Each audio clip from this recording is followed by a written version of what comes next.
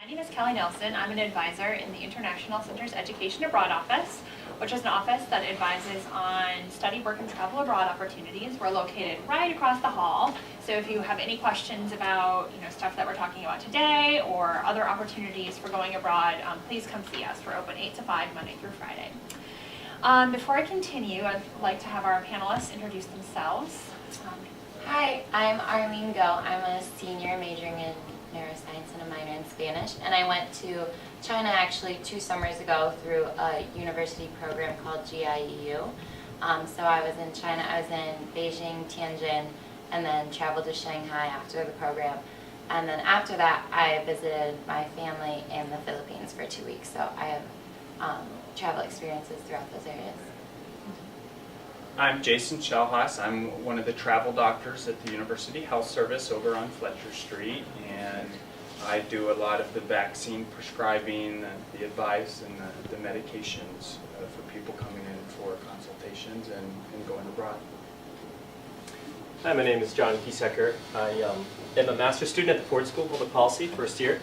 And I've traveled in East Asia a couple times, but most recently I spent a year backpacking from the Middle East to China, mostly overland. And so a number of countries, a number of different sort of styles of transport. That's my experience. I unfortunately have not traveled in Asia, so after I present some of the U of M travel policy stuff, I'm going to really turn the floor over to our student presenters who are going to give you the majority of information about how to find accommodations and how to arrange for transportation and that sort of thing. Before we begin, I'm wondering, does everyone in the room already have a passport? Okay, excellent. So that's step number 1. So I'm glad that you have already taken that step. Now, visas. So it's safe to assume that you will probably need a visa if you're traveling abroad. In some cases, you might find that that's not the case, but it's always safe to go into trip planning with that mindset. And unfortunately, we wouldn't have enough time to, advise on specific visa cases here during this workshop, but you would find out whether or not you need a visa by looking at the website of either the consulate or embassy of the country or countries that you will be visiting. And in the International Center's Education Abroad office, we are also happy to sit down with you on an individual basis and help you navigate this information, because sometimes it can be really confusing. On the sheet that we handed out, or on the agenda, we also list a couple of visa processing agencies that we often recommend to students, faculty, and staff that are traveling around the world. The first one listed there is actually specific to China. It's a local agency. We have heard good things from people who have utilized their services. And then the second bullet point lists an organization called Perry International, and they're able to process all the different types of visas for a really wide range of countries. And we've had very good experiences working with them as well. Note that if you do go through a visa processing agency, there will be some extra fees for the service, but often it's worth it for the convenience of not having to try to navigate the website of the consulates or embassies. So again, if you have questions about that, you can certainly speak to us individually after the workshop or at another time. Dr. Shellhaas already introduced himself, but we are very happy to have Dr. Shellhaas from the University Health Service Travel Health Clinic here with us today. And I'm going to turn the floor over to him now so he can tell you a little bit more about the health clinic and some other health and safety tips. So there's a big difference between East Asia and South Asia and Southeast Asia with what you may need to travel. It's very important for you to get access to your old immunization records, because that's going to be a good way for you to figure out if you've got the shots that you need before going. A good way for you to at least preliminarily figure out if you need something is the CDC website, so cdc.gov. They have a great travel section, and you can choose the specific country you're going to. So for example, India, or Cambodia, or Taiwan, and it'll list what the CDC recommends that you have. So some common vaccines would be hepatitis A, Japanese encephalitis, and within these countries, some of them you need these shots to protect yourself, and some of them you don't.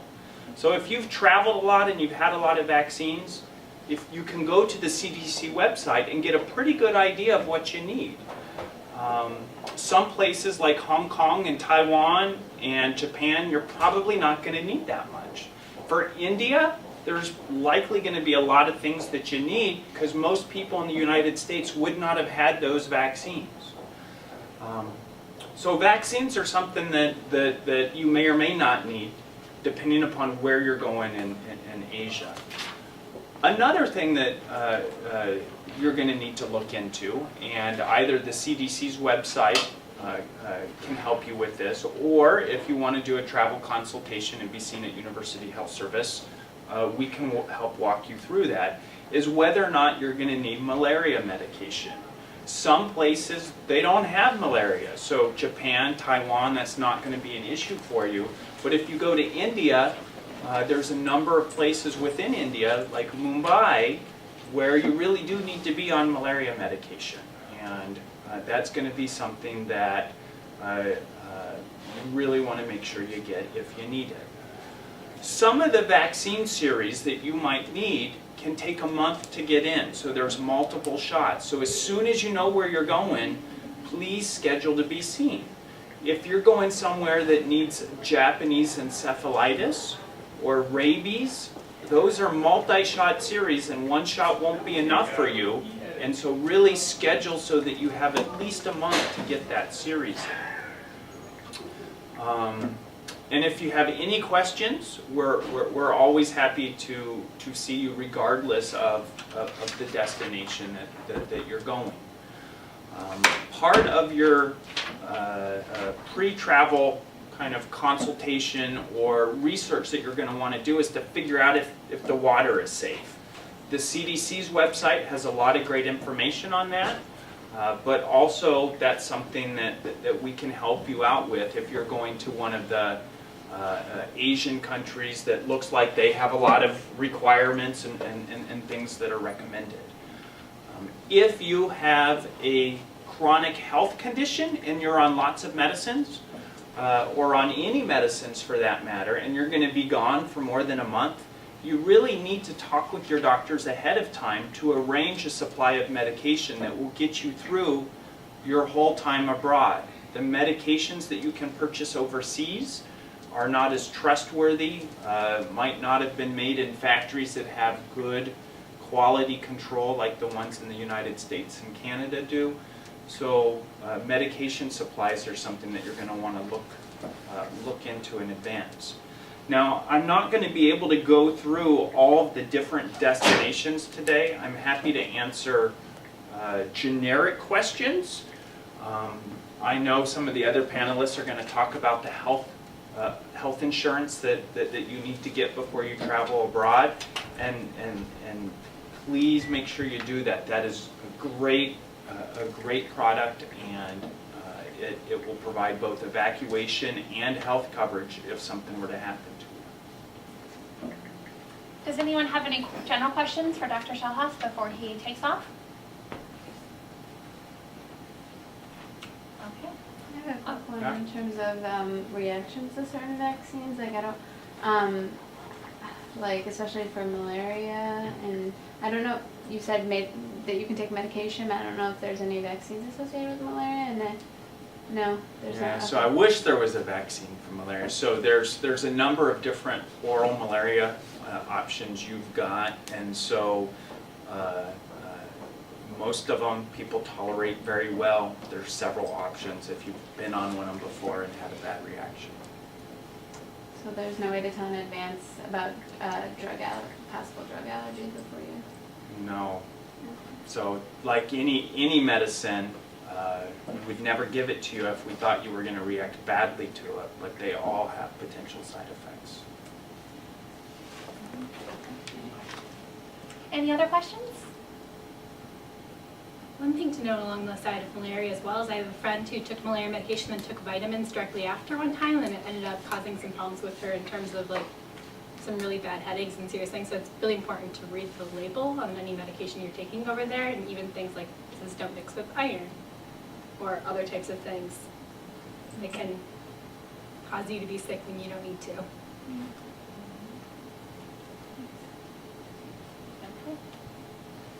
No other questions? Well, thank you, Dr. Shellhaas. Appreciate you taking time out of your schedule to come here. And while Dr. Shellhaas is packing up, Carolyn, would you like to introduce yourself and where you've traveled? Yeah. So my name is Carolyn. I've lived and traveled in India. So I lived there for about 3 months and traveled through the Summer in South Asia Fellowship. And then I've also been there actually 2 trips. So 3 months in the year before I was there for 2 weeks. And then it's not necessarily in the scope of this Asia trip, but I also lived in Turkey for a year. Excellent, great. So again, before we get into the advice about transportation and accommodations, I have just a few more things to present about the U of M travel policy. So one thing that I want to know, I'm not sure how many people are familiar with this site, the Global Michigan site. It's global.umich.edu. You can find a lot of information and a lot of links regarding the U of M travel policy on this website. So I'm going to be referencing this several times in the next few minutes. So one thing that's very useful is if you go to the Going Abroad section and then go to Travel Planning, and then we'll go over here to the U of M policy. Let's just assume that you all are traveling as individuals, but as you can see, there are other categories here too. And so listed on this page are several things that you need to take into consideration before you go abroad.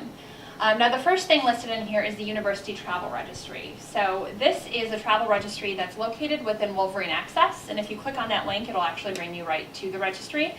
And before you go, once you have your trip details more or less finalized, this is where you would enter like your dates of travel, where you're going, the country, city that you're going to be traveling to, your contact information while you're abroad, etc. There are a number of things that you can enter in there.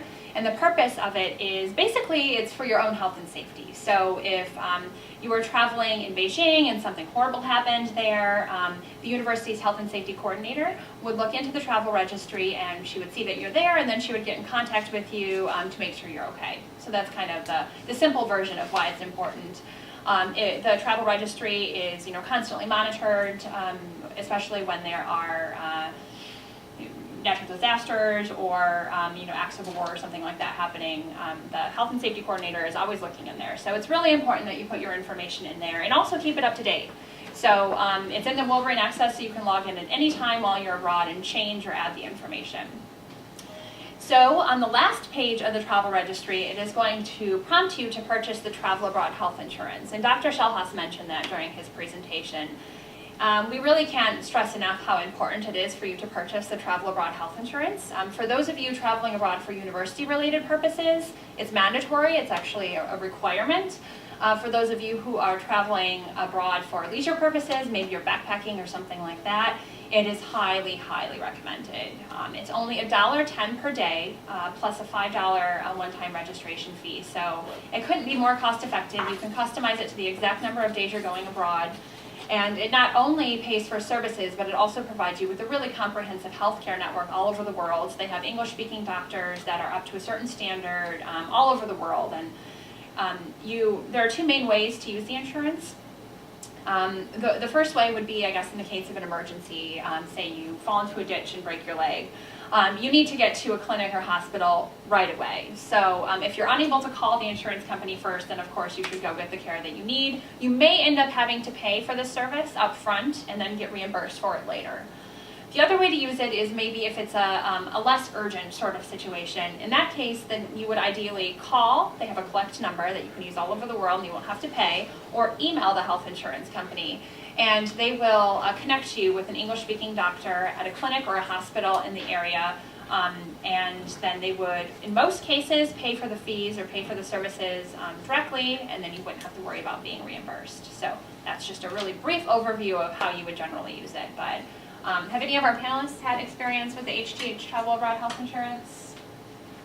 I've had it for a couple of the trips that I've traveled on, so it's required for the Summer in South Asia Fellowship. I haven't actually used it for anything. I haven't needed to, and partly I think it's mostly important, especially for the medevac, if they're evacuating you in a really serious condition. But in India, truthfully, the medicine, you go to a doctor plus the medicine, it costs like $10 total or less, maybe more like $5, if you have like food poisoning or something. So $5 isn't really worth going through the trouble of getting reimbursed, but in case of emergency is why you get those type of things. Definitely, and it does cover evacuation in case of, natural disasters, and also if your injury is so severe and you're unable to get treated in the community where you're at, they'll evacuate you to the nearest hospital, even if that means going to another country or bringing you back here. So, any other comments about the health insurance? Yeah, I've traveled through GIU and we were also required to have it, but I think it's really important if you are staying after your program or traveling outside of the university to still get it. And if you're traveling after your program ends, it's really easy to go in and just extend your coverage. And I personally haven't had to use it either, but when I was in China, a couple of the members in our group did get food poisoning, so they went to the hospital. But from what I heard, it was a really efficient and easy transition, and they went there first, but then they were reimbursed, and it was they said it was really easy to do, and they got good treatment and were treated well. So it's definitely worth it 1,000 times over. And you can find all the details about what it covers on the website, but I also wanted to add that it does include full coverage for mental health concerns as well, so it's extremely comprehensive. And the next item on this list on the Global Michigan portal is University Travel Warning and Restriction Destinations. So we actually printed off a copy of the University Travel Warning and Restriction list as it currently stands, so you may have picked that up there. So there are, basically the university has placed the warnings and restrictions on places where travel is unadvisable due to health and safety concerns. So you can read on the Global Michigan website what that means for you based on whether you're an undergrad or graduate student.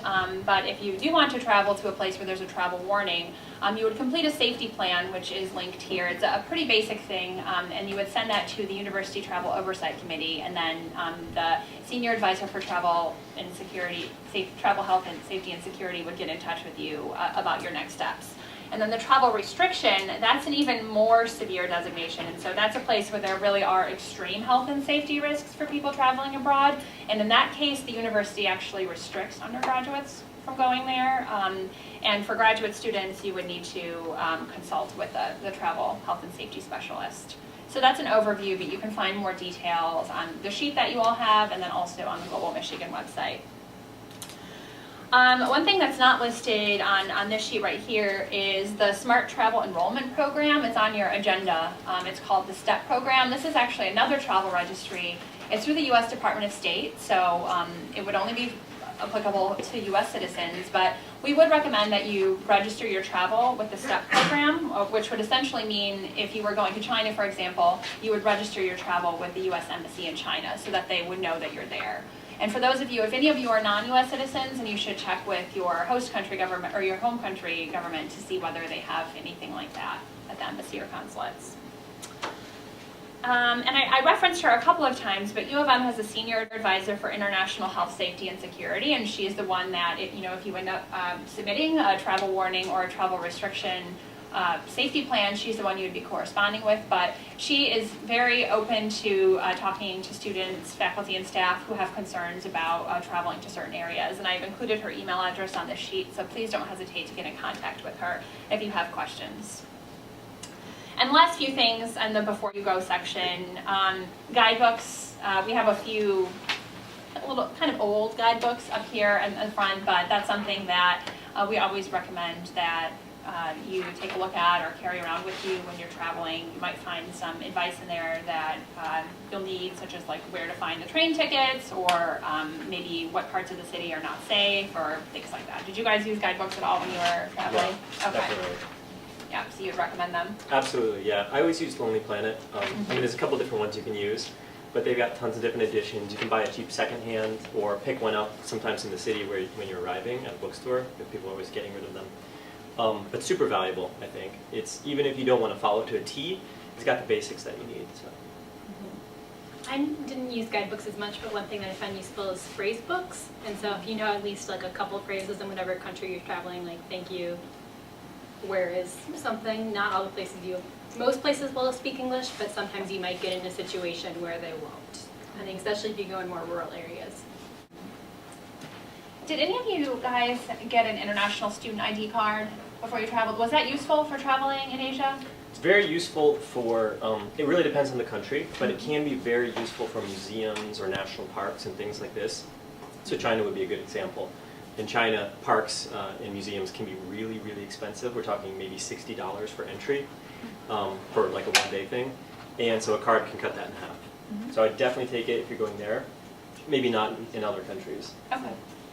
So the International Student ID card is basically a form of student ID that you can use all over the world. There's no guarantee that if you bring your M card to a national park in China that they're going to recognize that as a form of student identification. They may, but they probably won't. So we would recommend getting an International Student ID card. You used to be able to get them at STA Travel, but unfortunately STA is no longer located in the Union, so now you have to order it online, and it costs $25. And you simply upload a photo instead of having your photo taken, and then they'll send you the card. So it's also useful if you want to take advantage of like student airfare and things like that. So, and the last tip in the before you go section is extending your stay. So if some of you are still looking for last-minute volunteer opportunities, that's the sort of thing that the Education Abroad Office advises on, and so we would be happy to talk to you about that at some point. So. I guess, so with that, I will turn the floor over to our student panelists who know a whole lot more about travel in Asia than I do. So. Maybe I'll start by asking you guys if there's any tips that you maybe come to mind based on your experience for packing, any sort of across the board things, anything you learned? Definitely just pack light. I remember when we were, because we took a sleeper train from Beijing to Shanghai, which is like a 13-hour train ride. This was after our program ended and we were just traveling on our own for fun. But like space is really tight. There's limited space to store your belongings, and usually you want to keep it close to you as well so it's secure and you can keep your eye on your things. So I guess I would say pack light, because there was a girl on our trip who had like 2 huge like roll-on cases, and it took up like someone's seat basically. So definitely pack as light as you can, and be mindful of the culture you're going into. Pack like modest clothing. It's always better to dress modestly than to feel really uncomfortable in a situation. Even when I was in the Philippines, I remember my cousin was like, "Oh, are you really going to wear those shorts out?" And I was like, "Okay, no, I'll change." So definitely it's useful to, I guess, have a wide range of clothing, and you can always wear layers too, but packing light's the best. Yeah, and along the lines of those like modest clothing and things like that, you're most likely going to pick up clothes over there and like something to fit in better with the culture. So if you pack less things, don't worry about not having enough clothes to wear all the time, because you can always buy new stuff, and especially if you're traveling somewhere like India, you can get like a new outfit for like $5 total. I mean, it's very inexpensive, and then that way you can always throw it out when you leave, because going back, I mean, generally you want to pack. I mean, I think the notes that they put on the sheet in terms of pack what you think you'll need and then cut it in half.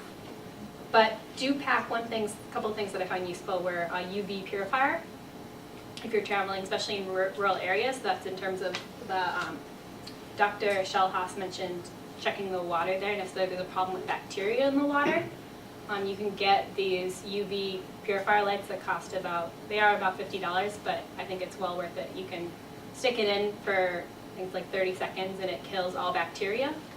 But if you are going somewhere with heavy metal poisoning or something like that in the water, that wouldn't help that problem. I think those are great. I would also add, I guess on Arlene's point, that you'll actually find that like buses are smaller and like cars are actually, the seating area is a bit smaller in many places. So you do have to make use with like less space.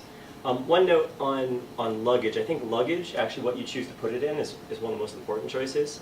And so like if you're going for a week somewhere, maybe one of the fully rolly things is cool. But if you're going maybe for 3 weeks or 3.5 weeks, you might want something that you can put on your back, so like a backpack. And yeah, I would just echo what they said. Actually, the longer you're going to be traveling, the less stuff you want to take, because you're going to get really sick of carrying it. And also just be conscious of what type of traveling you're doing. So I think both of you sounds like you did more of like backpacking type of trips, and I did more of like an internship type of thing for a lot of what I did. So I mean, be just know what you're doing, pack appropriately, and then talk to people who've been to the same area beforehand. Maybe we jump into transportation. So obviously transportation is different depending on what country and what region you're going to. Maybe each of you could sort of say where, in what place you were, what sort of you ran into. Yeah.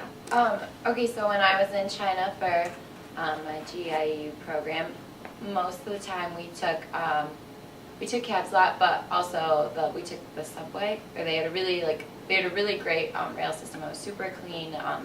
It was great. It could take you anywhere, but it did get very crowded, like really close spaces, really hot. We were there in the summer, but it made sense to get a pass. So I guess it depends how long you're staying and how much you think you're going to be using their local public transportation, but definitely getting passes can be great. And that's also where a student ID comes in handy, because we did get deals because we were students. And then, so that was a lot of public transportation, railway systems. And then in the Philippines, it was a lot of jeepneys, which are sort of open buses. So I would say really you just need to be comfortable getting in close proximity to other people. And a lot of times, don't be afraid, make sure you take maps with you that have the railway systems, or you have some sort of basis to know where you're going. So if you do get lost on it, you can track your way back.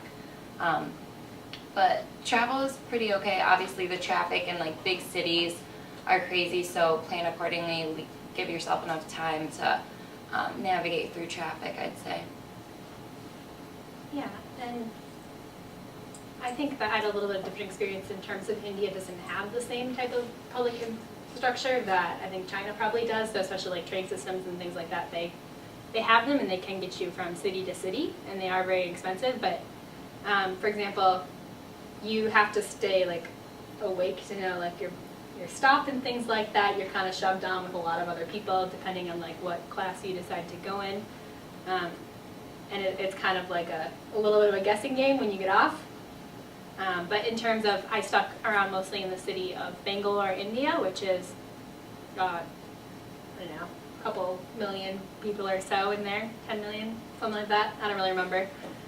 So the way that got around mostly is they have bus systems, but again, there's people who are hanging outside of the bus, so you want to kind of figure out what route you're going on first and whether or not that's feasible. Also, it's a little bit sketchy to be a woman traveling on some of the public transportations and the bus systems, so what I did more often is I took rickshaws, auto rickshaws, and so those are little three-wheeled vehicles that have an open seat in the back, and you pay, but one thing with those is everything in India is negotiable. All prices are. So just by the nature of being white, or especially with the nature of being a white woman, your price is probably going to go up by 10 times for the first thing they quote you.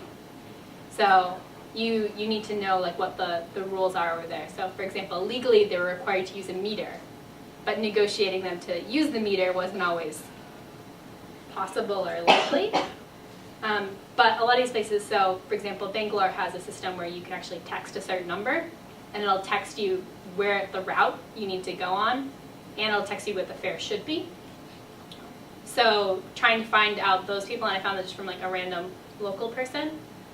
The other thing to be careful with transportation with auto rickshaws is I got at least into one kind of sketchy situation where they took me off into an alley type area and were trying to give me food, which I guess was nice, but then somebody came and sat in the rickshaw with me and was staring at me and tried to take some of my things.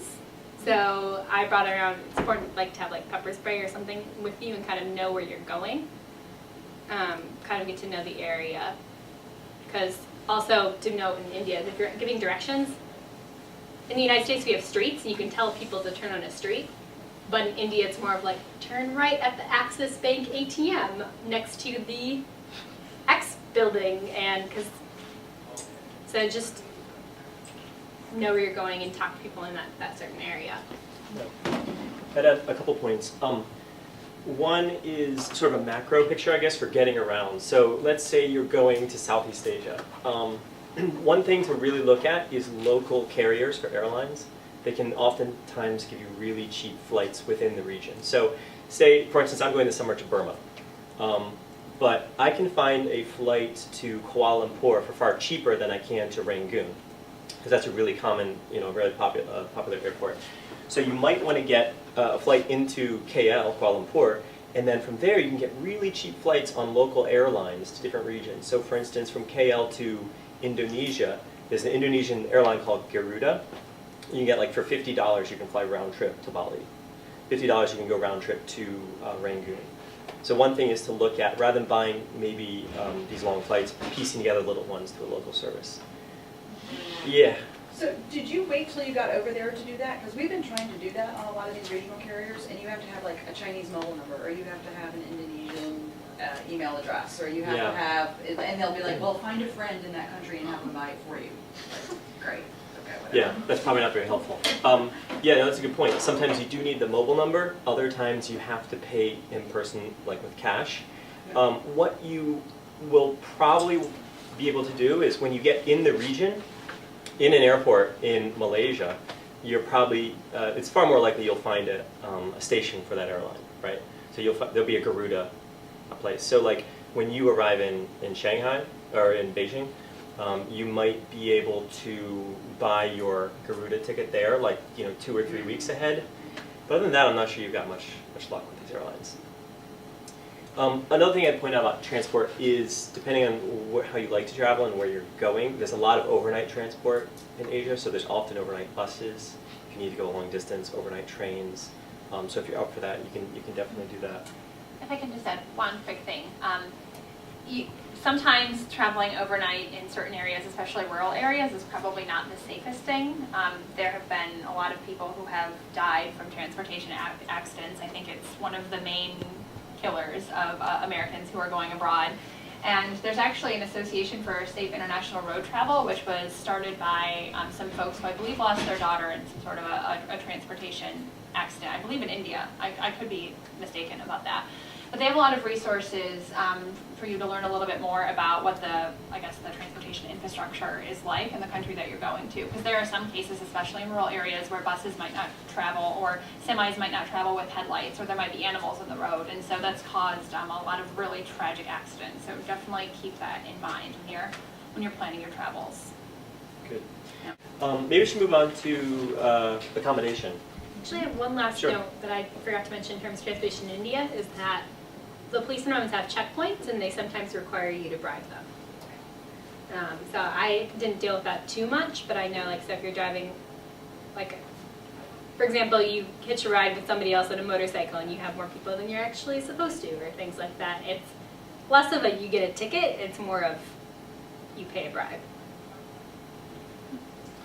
So it's just something to know about the culture in some of these different areas. Yeah, and it can be really common. It can be there or just happens. So moving on to accommodation, same sort of idea. Maybe say where you were and how you stayed.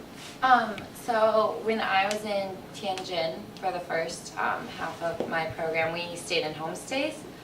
So that was a really interesting, but I think rewarding period, because you're fully immersed in the culture. I had a host sister who was in middle school, and that was supposed to be our sister student, but obviously she was younger. So I guess just being able to be respectful, be obviously adhere to their rules, and eating dinner with them, trying their foods, being really appreciative. I guess the main thing is observing first, watch what their norms are and then try to mold yourself into that. Don't come in with, oh no, I go to bed this time, I like a hot shower in the morning. You just, especially in homestays, you definitely need to respect and be thankful of the family that is allowing you to stay there.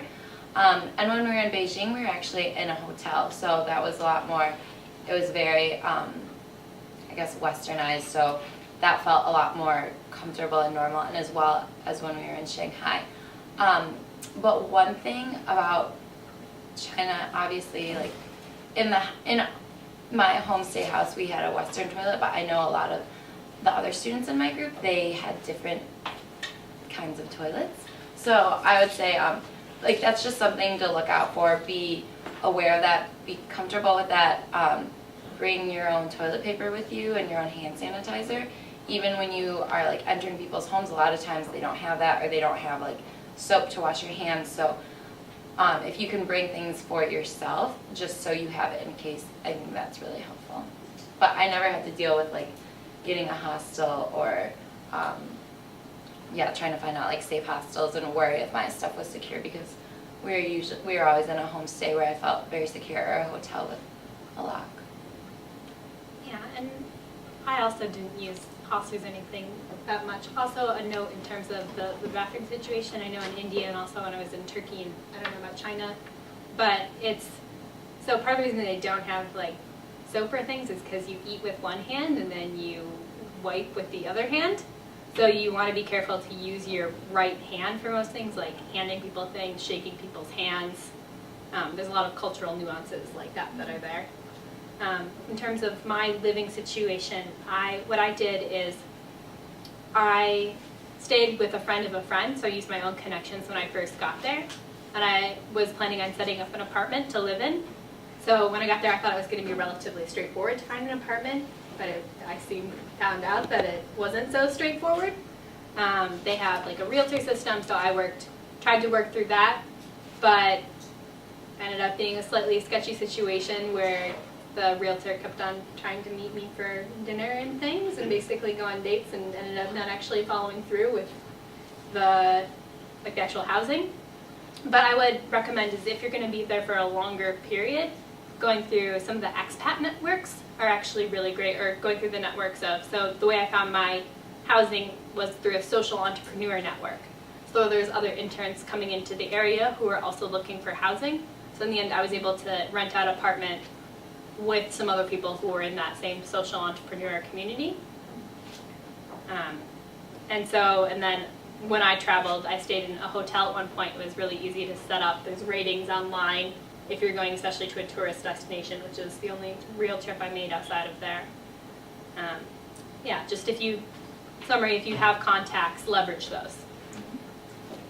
Yeah, I would add, expat networks definitely good if you're staying, sorry, go ahead. No, there was just a question, I didn't catch it. Could you name off some of the websites that you found helpful, like some of the expat websites? It depends a lot on the area. So the way that I found it is actually if you Google on Facebook, or if you Google generally the city that you're in, and then expat network or something along those lines. So if you're going to Bangalore, India, I can help you out with a lot of things, but a lot of that won't transfer into other areas. Yep. To the expat law. Network or expat, normally it's going to pop up. Most big cities will have some sort of website or network that's going on where mostly expats go out working together, but there's also like housing help and other resources. I've heard that there's one in the Beijing area called the Beijinger. So one of our past peer advisors taught there, and she recommended that we pass that on to students. So. Yeah, I think that's your best bet if you're going for the summer and you're staying put. I'll just add a little bit, if you're moving a lot, which is what I did, there's a couple good websites down here, Hostel World and Hostels. I think those all list they list a whole sort of gamut of places you can stay, and it's everything from a hostel to a hotel to like a budget hotel to a homestay. And so you can do your search, I think, by, I just want hotels, or I just want hostels. Another one that I used a ton is called hostelbookers.com. They don't have a fee when you book through them, and they have a different sort of search engine that's quite good. But yeah, I mean, depending on where you are, you'll find different sorts of things. So like in the Middle East, I pretty much only stayed in budget hotels because there were like no hostels. Bangladesh, you won't find one hostel in the whole country. You're in hotels. You get to China, and there'll be plenty of hostels, and actually they're pretty nice. They're kind of hotel-like. And hotels I found to be pretty agreeable for what you're paying. I would also say for short-term stays, the big thing is ask people. Like, don't even, maybe book through some of these online things, but when you meet someone who's coming from this city or who's been there, ask them where they stayed. Like, that recommendation is the best thing that you can get. So, should we move on to food, dietary stuff? So, did you guys run into any problems or anything you definitely encourage people to do? I honestly don't really have any like dietary restrictions, so I felt comfortable eating what was ever like presented to me. Obviously there were things like we like tried snake and like chicken feet, and I was a little more uncomfortable, but you're in a new country and I expected to encounter these things, so I tried them. At one point, one thing to be careful of though is in China, if you are a vegetarian, just always make sure that you like voice that and let that know. A lot of times I feel like, I don't know if that concept just wasn't as like popular. There's definitely not as many vegetarians in China. One of my group members was a vegetarian and we went out to a restaurant and she ordered noodles, but she didn't know there was meat on it. So when we got it back, she said, "Oh no, I don't want meat on it. Like, I'm sorry, I'm a vegetarian." And so they took it back, and I think they really just took off the meat. Like, they didn't prepare new noodles again. And that's really common. So it's just not, I guess, in other people's cultures to be as like conscious about that or aware of that. So just from the get-go, if you do have dietary restrictions, like vocalize that to your host family or in the restaurant you're going to, or if you have a translator, you have like a host student that can help you out with that. But other than that, if you don't have dietary restrictions, I really recommend eating local food. You know, you're not going to Beijing to eat in a McDonald's there, which they do. They have plenty of McDonald's, they have plenty of KFC, they love Pizza Hut. But I mean, I guess stay away from those. Like, eat local. Obviously be wary of like street food, but I guess if you have like your meds with you and doing okay, but eat, like, get everything out of your experience by eating locally. And then I guess when I went to the Philippines, I was like in heaven because that's like the food that my mom cooks, so I was fine with that food. Yeah. So for India actually is a little different in terms of the vegetarian situation and things like that, because India, a significant portion of their country is vegetarian, depending on, in Bangalore, for example, depending on what part of the city you're in. So there's like a Muslim section, so there you're not going to get any pork. You go to like a more like Hindu section, you're not going to be able to get any beef anywhere. So it's kind of depends on where you're in. A lot of places, especially, again, if you're traveling to more rural areas, you're probably not going to be able to get meat even if you want it, type of thing. So I think my recommendation, so in terms of traveling, in terms of food, I think it often makes sense if you're going for a short stay to be a little bit more careful in what you eat. But then if you're there for longer, I'm more of an advocate of going all out and kind of, so I drank the water in India. I ate at street vendors and things. I actually didn't get food poisoning except for when I went to a tourist destination. So you got to be careful because what I heard, and maybe is what happened, is they actually take bottled water and then they refill it with like local water, and they have a way to like even like put like a sealed looking cap on there. So you want to look and see if there's any bubbles on the top of the water bottle, because that shouldn't exist if it's actually like packaged like it should be. Or if you just drink soda and things like that, the carbonation and stuff, you're not going to get something. Along with the lines of water, especially if you're traveling in an area that you don't necessarily trust. Ice is also pretty suspect. So if you get a soda and you put ice in it, you're kind of defeating the purpose in the first place. Again, that could be mitigated by having one of those UV purifiers. For food, it's also very spicy, which is fine for me, but some of the people had stomach problems for that. So it's probably good to bring like antacids and things like that. Bring some probiotics with you in case you get food poisoning, or there's like charcoal supplements. So look, maybe beforehand just have some packets for food poisoning. Because in India, almost everyone I know who's gone there has gotten food poisoning at least once. It's just something you should expect, basically. It'll make your immune system stronger in the long run. At least that's what I tell myself. Yeah, I would agree with most of what you guys said. A point on Western food, unless you're in like a major city, the Western, if you look at a menu and it says they have a cheeseburger or a steak or something, it's just not going to look like what it looks like here. So you will almost inevitably be disappointed. And I think I would encourage you to try local food. It's more likely to be a better quality than any imitation of an American meal. I would also say, yeah, you'll find bottled water everywhere you go. I mean, everywhere you will find it. The question of whether it's actually purified or filtered is uncertain. And then I would just say, if you get sick, you start to feel ill, definitely, if it's available, get checked out. You don't want to hang on to that for a couple weeks and try to tough it out. You should get looked at.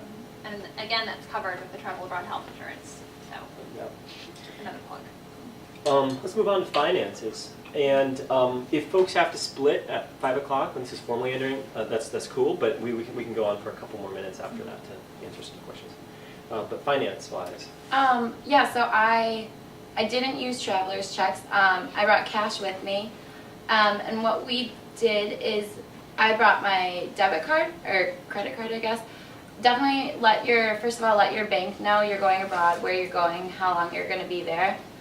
So one, they don't cancel your credit card as soon as you're using it in a foreign country.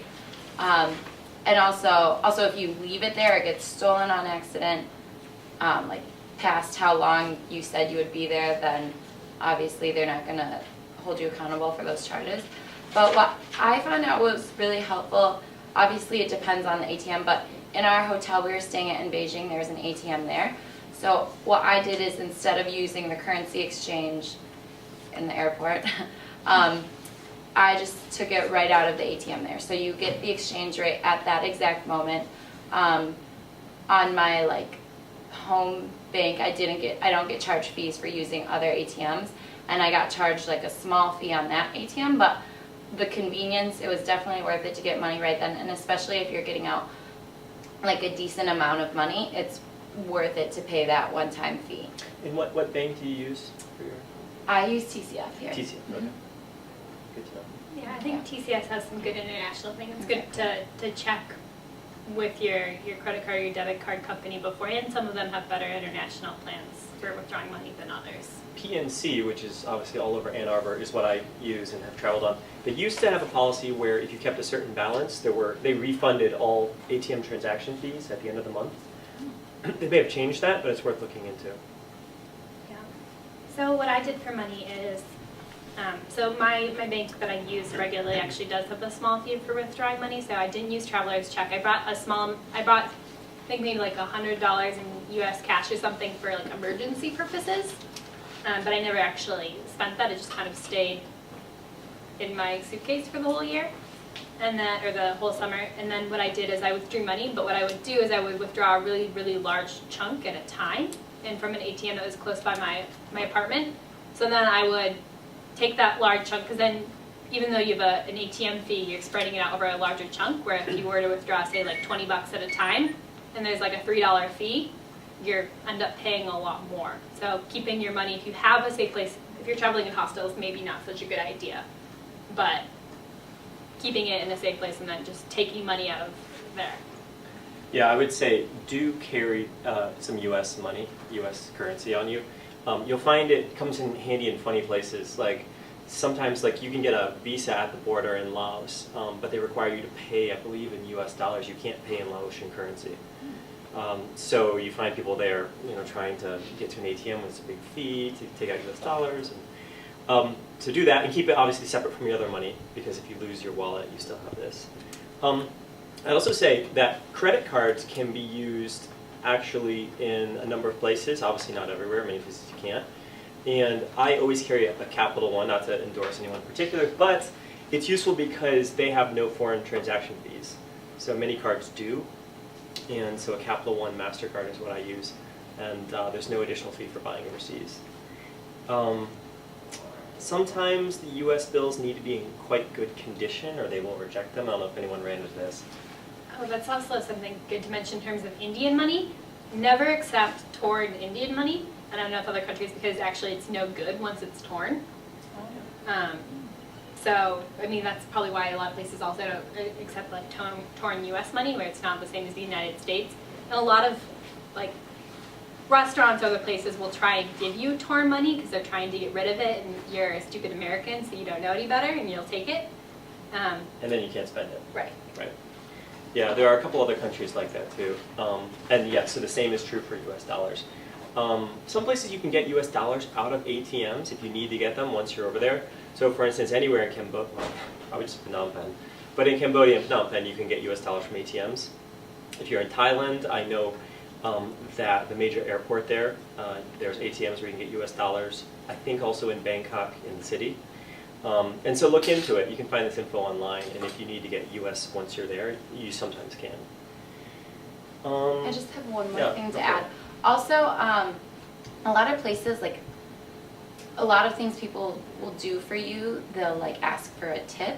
So I would say carry small bills with you in whatever currency you have, because when you open your wallet, you don't want them to see that you have like, I don't even know what, like in the US, like if you're opening your money to like give a tip to someone, they're not gonna be able to like break $100 bill or something like that. So make sure you have small amounts of currencies and keep them, I guess, in different places, if that makes sense. So if something gets stolen, all your money is not gone at once. So I guess just keep it spread out, keep small bills to have them more accessible. Yeah, you can almost be guaranteed that if you try to pay for a cab with like 100 and it's only 70, they're going to say they don't have small bills and expect to keep the change. So in the last few minutes, maybe we can go into any additional tips that you guys might have in the areas of communications, like using phones while you're there, safety, or anything else. I would also be interested in hearing from the women as far as what it was like to travel as a woman abroad, especially if you did any independent travel, but either way. Okay, I'll speak to that.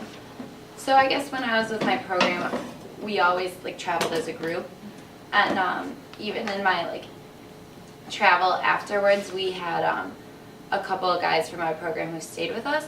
But so what they always did is like there were 6 of us, so we couldn't always take one cab. But luckily there were 2 gentlemen, so they always had like one man in each cab. So honestly, I was never in a cab by myself, or I was never in a cab with just girls. And I guess as much as if you can avoid that, I would say definitely avoid that. There's just, I guess anywhere, like in big cities, not just foreign cities, even in the US, it's, I guess, never really safe to travel late at night as a woman. So just be mindful of that, be aware of also just like cultural like innuendos. Just, I guess, honestly, even be careful of like if you go out to like a bar or a club, like the way you're dancing, like it sends different messages in different cultures. So just be aware of that. Even like the way you dress, it's not, there's things in like American US culture that doesn't translate in the same way to other cultures. So be aware of that, ask questions. And my biggest thing is just observe how like other women are acting in their culture, or just other people in general. Don't look to the tourists for how to behave. You should look to the local people, obviously. Did you want to talk about safety? Yeah, sure. So I would second a lot of that in terms of looking to like what people do locally. So I had quite a different experience in that. I went over there by myself. I set up the program myself. I lived in an apartment. I commuted all the time. I went out with people, and I did travel alone at night by myself after like going out and things. But not necessarily recommend. I also had times where rickshaw drivers, which are the men who drive those 3-wheeled vehicles, who were telling me that I shouldn't be traveling. So, but it's mainly just being conscientious of things like if you are going to go out, for example, and most people, even like local people, wear like dresses and things, but you always bring a pair of leggings that you put on before you leave, so you keep like your legs should always be covered when you're out in public, especially at night. In terms of being a woman traveling, it was just like more conscientious about how I dressed. It wasn't necessarily in the rural areas, because I also traveled a lot into like some rural areas. I did a lot of like healthcare research, basically. Rural areas, I would basically be covered like completely in traditional clothing and very, very conservative, but in the city, it's standard to wear like jeans and a t-shirt, but you would never wear shorts or anything like that. So it's just, it depends on where you are, but I do think that things like using pepper spray, knowing safe ways home, whether it's a taxi, is often one of the more safer ways if you go through a reputable taxi, if you have like a number in your system on your cell phone so that you can call them.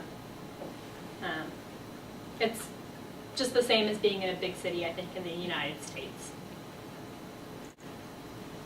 Yeah. Can you guys talk a little bit about cell phones? I'm mostly concerned with transit because it's summer.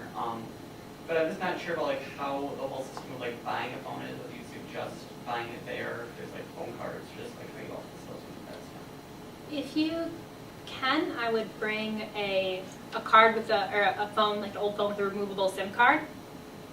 Just because you can buy, that's what you buy in other countries, is you buy the SIM card.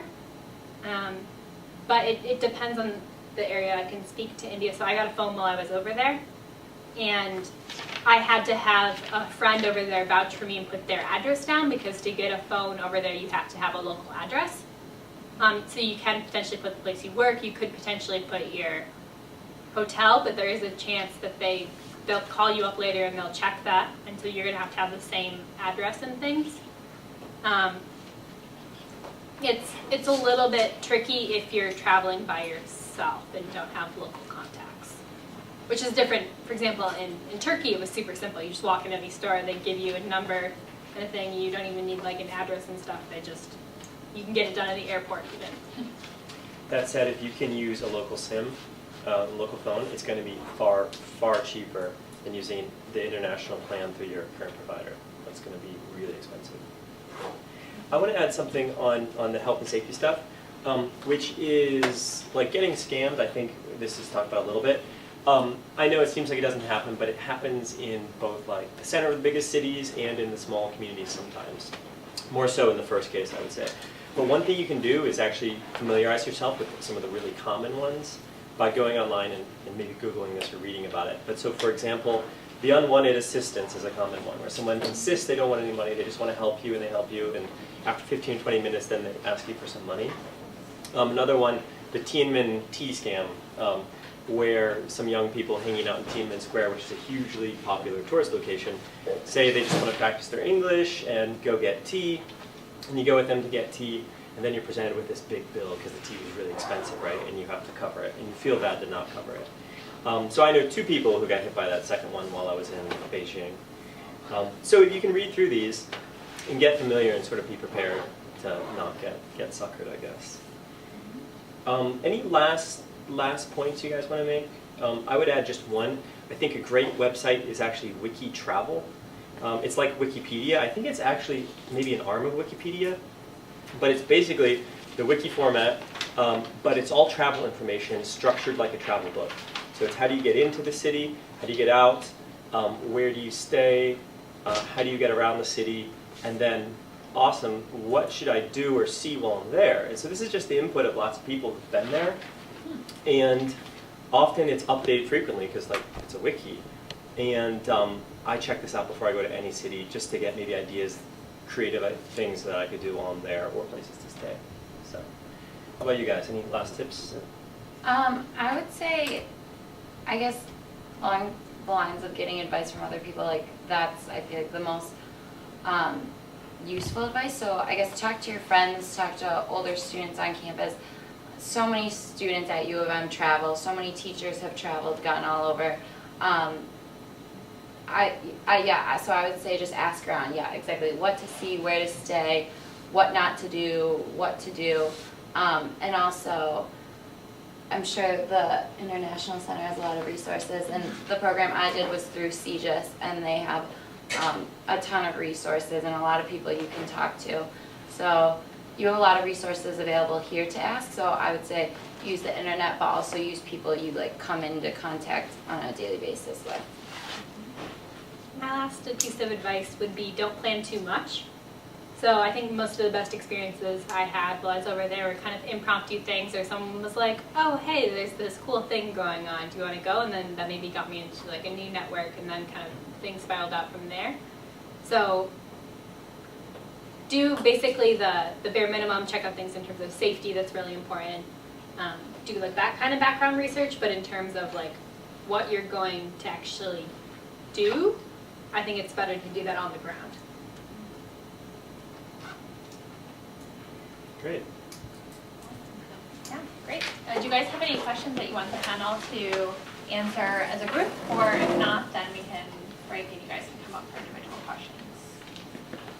I had a quick question about in terms of cheaper airfare or figuring out, I wanted to go to China, like I've never been to any Asian country, but I have been to a few other like European countries and Iran, frankly. But I was wondering, would it be cheaper, or like, is there a certain way to figure out like visiting people in Europe and then possibly going to China, in terms of like, I don't know, airfare and like knocking out a few places on the way? Like I know you backpacked, but Yeah, I've done that, actually. So every time that I've traveled, seems like I've ended up in Europe, mainly for like my sister's wedding and other things, but the STA travel is actually the best thing that I found for finding cheap airfare between countries, and actually found like the best in terms of country hopping, because they actually are better for international things than anything else in terms of Europe to Asia. The other thing is, depends on how much you want to have a direct flight. So it's often cheaper. So some things I found is researching not only like booking everything as one whole package, but potentially booking separate chunks of your trip and separate plane tickets can potentially be cheaper, and that's, you can do that on your own, or you can have a travel agent like look into that for you. And truthfully, it's probably going to be easy. If you want a cheaper flight, you're probably going to have to stay overnight in an airport somewhere, so it depends on whether or not you're comfortable with that. so you can go into Europe and then diverting off to like going to China or like more You can probably go through like Istanbul or somewhere in the Middle East. Yeah, and you'll find, it's funny, I finished my trip in I think in Shanghai or Hong Kong or something, and I had to get home, and I found that it was actually cheaper, even though I'd come east all this way, it was cheaper to fly back west through the Middle East and Europe to get to the eastern United States than to continue eastward across the Pacific. I found cheaper tickets. And I think the reason is because, to the west you have all these major travel hubs like Qatar and Cairo and Frankfurt and so there's just more flights going that way. So that might allow you to, I don't know, it's something to think about where the major airport hubs are, because that's where you get a volume of traffic and cheaper prices. You could have a layover that extended for like a week or something too, booked into your system. Oh, okay, that would be good. And Carolyn mentioned STA, and I said that they're no longer in the union, but on the agenda, we listed the contact information, the direct contact information for one of the travel agents who used to work there. She now works at the STA call center, and so you can call her. Her extension and her email address are listed here. Her name is Shosh, and she has traveled all over the world, so she would be really great to brainstorm with too.